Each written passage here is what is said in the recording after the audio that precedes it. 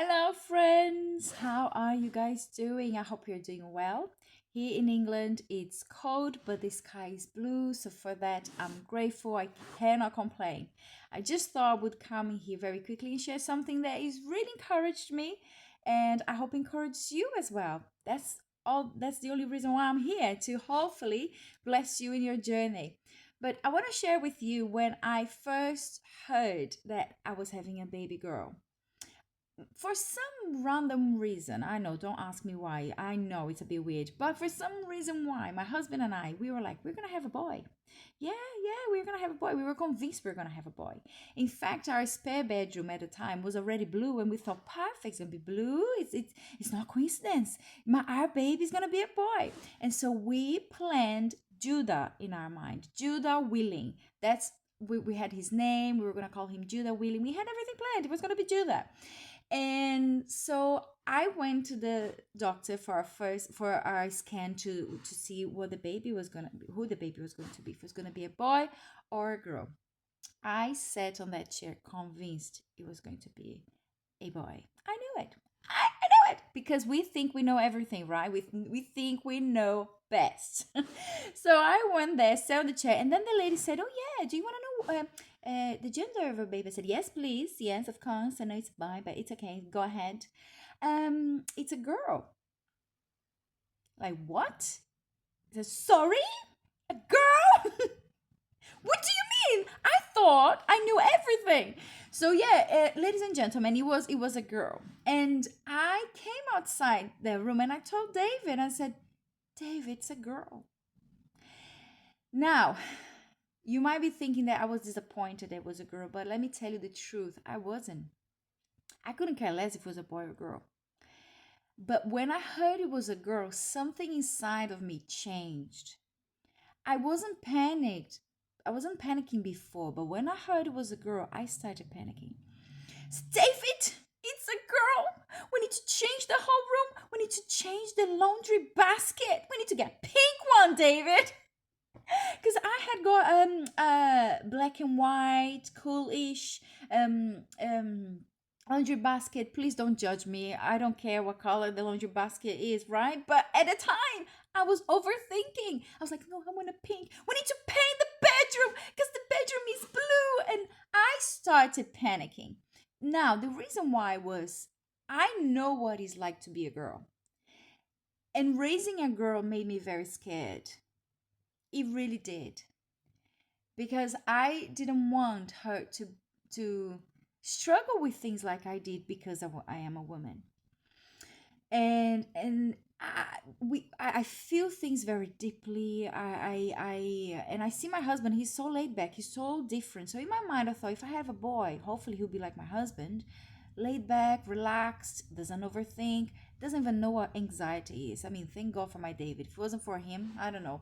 But I, on the other hand, oh friends, I overthink. I can be anxious, and so I didn't want someone like me to struggle the way I did.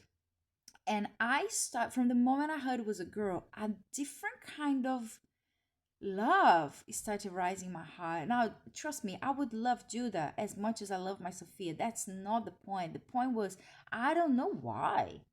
I don't know why. I really don't know why. I know I would love Judah as much, but for some random reason, I started panicking.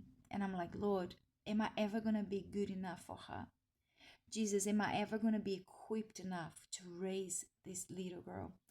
And for some reason, this Bible verse that I'm going to share with you this morning came to my heart. And he said, Jesus said to us in Luke chapter 11, verse 11 to 13 says, if your children ask for a fish, which of you would give them a snake instead? Or if your children ask for an egg, would you give them a scorpion? Even though you are bad, you know how to give good things to your children. How much more will your Father in heaven give the Holy Spirit to those who ask him?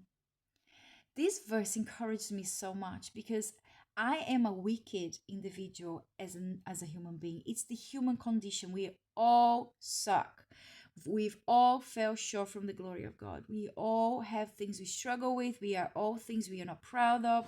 We all have something in our past that we regret, some actions, the person we used to be.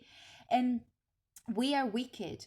But even that, I would never want to give anything bad for my child. If anything, that day when I heard it was a girl, I was filled with this desire to be able to give her the best she could ever have in life. And so it encouraged me that even though I am a bad person, I have the best interest I have for my daughter. How much more will my Father in heaven want to bless me? And want to bless me with the Holy Spirit. We're going to talk a little bit more about that later. But another thing I want to share with you is what comes before this verse. The whole chapter, the beginning of the chapter, is about prayer. Jesus teaching the disciples about prayer, about the Lord's Prayer. And then in verse 5, look what he says. Then Jesus said to them, suppose one of you went to your friend's house at midnight and said to him, friend, loan me 3 loaves of bread. A friend of mine has come into town to visit me, but I have nothing for him to eat.